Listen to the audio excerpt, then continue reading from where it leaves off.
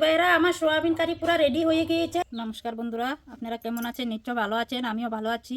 আমি আজকে নিয়ে এসেছি ফুড কিচেনের মাধ্যমে সোয়াবিন কারি রেসিপি।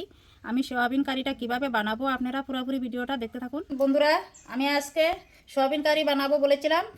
এই যে নিয়েছি সোয়াবিন, আর নিয়েছি আলু, টমেটো, কাঁচা লঙ্কা, শুকনো লঙ্কা, আদা, গরম মশলা, ভাজা জিরা ধনের গুঁড়া, নুন, রং গুঁড়া, সোমবারের জন্য জিরা, তেজপাতা, শুকনো লঙ্কা আর এলাচি, লং। আমি সোয়াবিন কারিটা নিরামিষ বানাবো, পেঁয়াজ রসুন নিব না। এখন আমি আলুটা কেটে সিদ্ধ করে নিব, সোয়াবিনটা গ্রাইন্ডারে গুঁড়া করে নিব। দেখেন দিদিভাইয়েরা, আমি এই সোয়াবিনটা গ্রাইন্ডারে গুঁড়া করে নিয়েছি, এদিকে আলুটা সিদ্ধ করে নিয়েছি। এখন আমি সোয়াবিনটাকে বড়া বানিয়ে নিব। দিয়ে দিব নুন, দিয়ে দিব রং গুঁড়া, দিয়ে দিব ভাজা জিরা ধনের গুঁড়া, দিয়ে দিব বাটা আদা, কাঁচা লঙ্কা বাটা, দিয়ে দিব অল্প চালের গুঁড়া, দিয়ে দিব কাঁচা লঙ্কা কুচি। এখন আমি মেখে নিব। তেল দিয়ে দিব বড়া ভাজার জন্য। সোয়াবিন কারি বানানোর জন্য আগে বড়াটা ভেজে নিতে হয়। এভাবে সবগুলি বড়া আমি ভেজে নিব।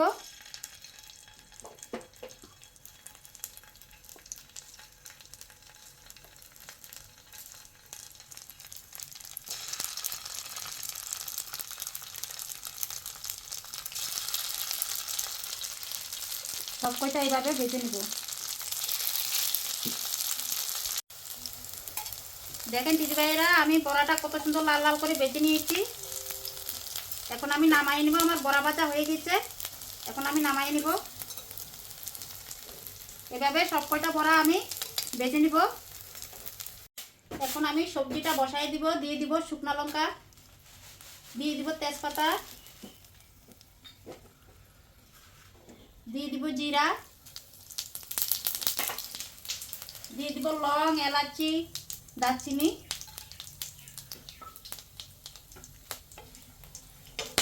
হালকা ভেজে নিব।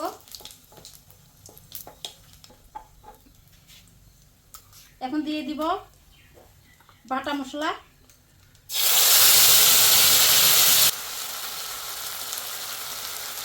দিয়ে দিব স্বাদ মতো নুন, দিয়ে দিব রং গুঁড়া, টমেটো কুচি, দিয়ে দিব ভাজা জিরা ধনের গুঁড়া। এখন মশলাটাকে ভেজে নিব। মশলাটা ভাজা হয়ে গিয়েছে, এখন আমি আলুটা দিয়ে দিব। আলুটা দিয়ে 5 মিনিট একটু সাঁতলাই নিব। এখন আমি জল দিয়ে দিব।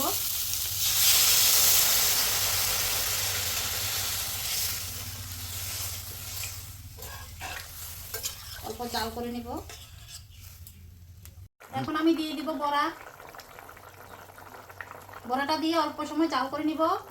2-3 মিনিটের মতো জাল করে নিব।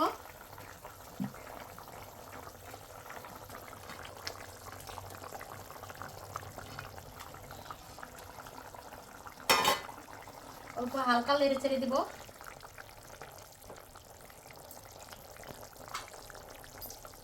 সবজিটা হয়ে গিয়েছে, এখন আমি নামাই নেব।